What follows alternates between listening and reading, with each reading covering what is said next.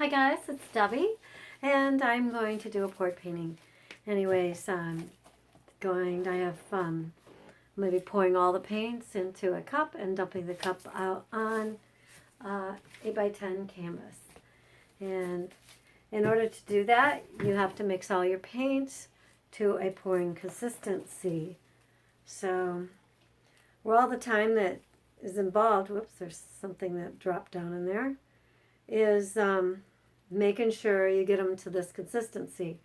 So once you take your tube paint and squeeze it in, I like to do a lot at once. It's a pretty big cup right here, and I don't like to do it between each painting. I like to have several of it mixed up because I figure it saves time, and that's the least part. That's the least fun, is mixing that up.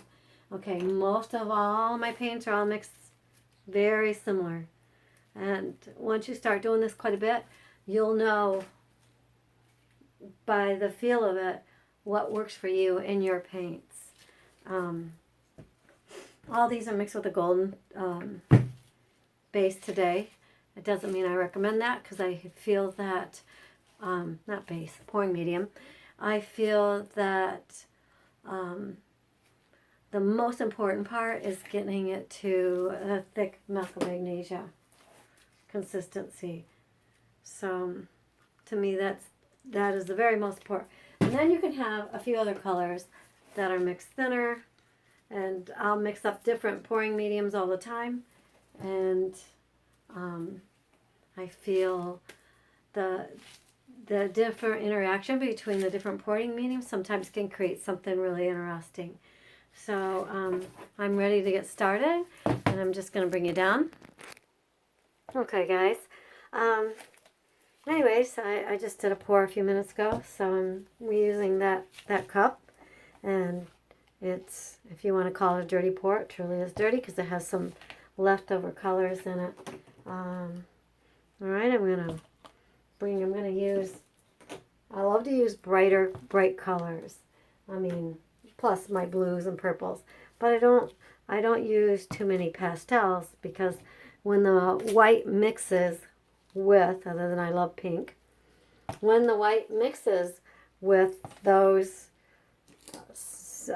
my deeper colors, I'm going to get pastels. So I'm going to set these little ones over, maybe they'll, okay, what else? Oh, yellow and white. All right. So I got a whole bunch of them sitting here, kind of ready to go. I want to make sure I use them all. All right. All right, what do we start with? Some red? Let's do a lot of red this time. Red and yellow.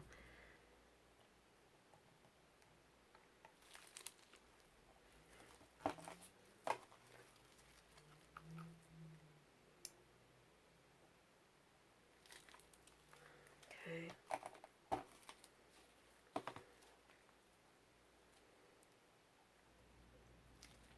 I'm going to pull all this in there. This one, this is a pigment that I've just mixed with golden. I don't know, I haven't decided if I like this pigment, but I mixed it up.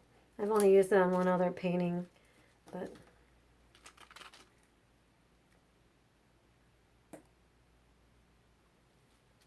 I didn't see any of this on the last painting I put in. I'm not sure what happened to it. Okay, almost tipped that black over. If you notice, I put a lot of my, I try to keep the paints on these lids. That way if they do fall over, although I've ruined the floor in this room. So,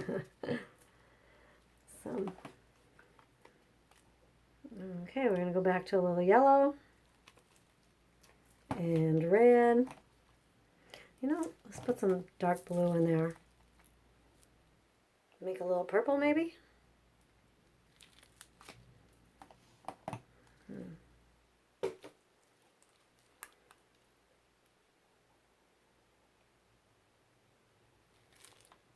trying to be careful not to put, I make too much, and then when I pour it over, there's usually I'll have too much It's wasted, so I'm trying to put a little less in the cup. Okay, a little white.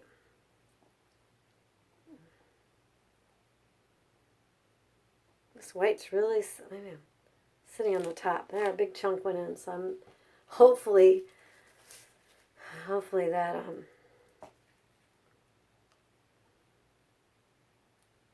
see what that does. You're the master of your painting, so you can do anything you want. Okay, I still filled the cup too full.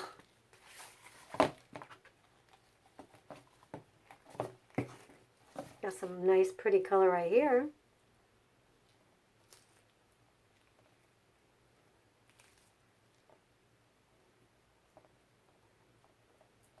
I don't want to lose this because there's such a small amount of that there.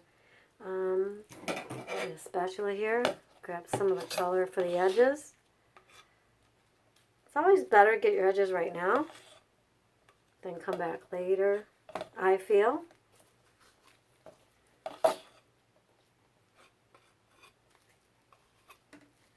And once I keep moving this, a lot of times it may not have even been needed, but it's done, you know.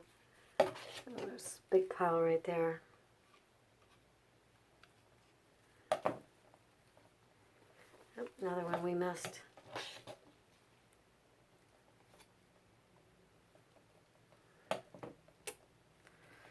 All right. I can see a bunch of the sparkle right in here. Just in there. So that's still okay.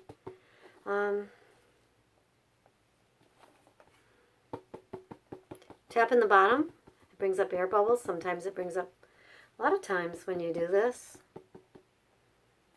like, anyways, for my paints, it seems to me like when I do that, I hardly need the heat gun because it's already brought everything up. So I really love the way there's a little design wrapped around there, and it kind of stops at a certain point. Then you got the little sparkles. See if you can see the sparkles on camera.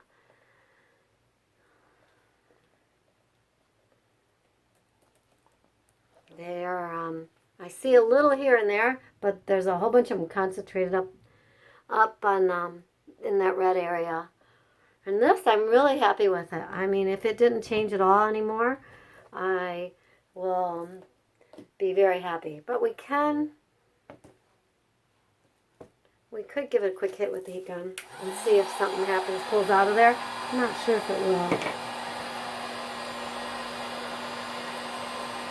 I wish you guys could see how it sparkles, but it barely picks it up on camera. I was never one who wanted to put any glitter on my paintings, but I feel in these, it looks awesome. But every artist has something they like. Well, my paintings are usually pretty thick. If I had real thin paints on there, a whole bunch of little cells would pop up. But you can see how a few popped up in there, here and there. I think you can see. It's not real important right now because I really love what I got going on. Sometimes if it's kind of boring, I'll hope it'll pull up another color from the bottom. But this one, I am done with this one. So, totally done with it. I mean, I don't think it'll change too much while it's sitting because I'm using thicker, I mix them a little bit thicker. Now, they will change quite a bit if you mix them thinner. So, anyways, hopefully I didn't twirl that too fast. It's hard when I can't really see what you guys are seeing. Anyways, I love, love, love this part right here. So, anyways, guys, thank you for stopping by and watching the video.